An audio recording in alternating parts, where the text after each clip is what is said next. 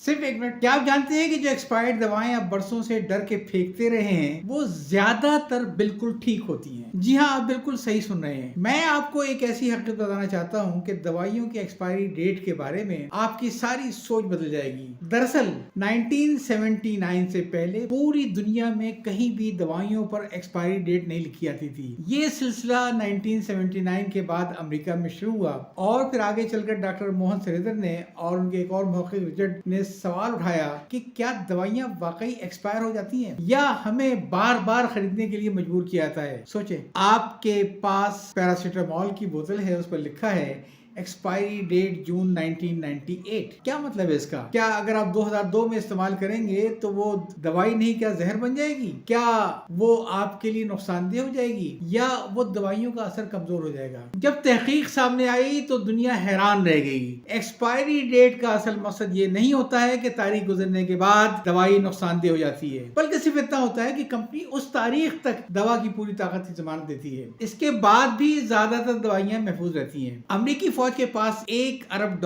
سے زیادہ کی دوائیاں جمع تھیں اور قانون یہ کہتا تھا کہ انہیں چند سال بعد پھینک دینا چاہیے۔ فوج نے FDA کے ساتھ مل کر ایک بہت بڑا ٹیسٹنگ پروگرام شروع کیا۔ آپ یہ سن کر حیران ہوں گے کہ 100 سے زیادہ دوائیاں ٹیسٹ کی گئی اور تقریباً 90% دوائیاں 15 سال بھی محفوظ اور مؤثر نکلی۔ پروجیکٹ ڈائریکٹر کا بیان تھا کہ ایکسپائری ڈیٹ گزرنے کے بعد بھی دوائی اچانک خرابی آتی ہے۔ ایک سابق FDA افسر نے بھی کہا کہ انسولین اور اس قسم کی بعض اینٹی بایوٹکس کے علاوہ تقریباً تمام دوائیاں عرصے دراز تک چلتی رہتی ہیں ایکسپائری ڈیٹ کے باوجود بھی۔ حتیٰ کہ بائر کمپنی نے اپنی 4 سال پرانی ایکسپائر اسپرین کو خود ٹیسٹ کیا اور وہ 100% مؤثر نکلی۔ اصل بات کیا ہے؟ ہم ہر سال اربوں روپے کی پرفیکٹلی یوزیبل دوائیوں کو پھینک دیتے ہیں اور پھر فارماسیوٹیکل کمپنی کی کمائی بڑھتی چلی جاتی ہے۔ لہذا ایکسپائری ڈیٹ سے ڈرنے کی ضرورت نہیں ہے۔ اللہ مالک ہے۔ یا چاہتا ہوں اللہ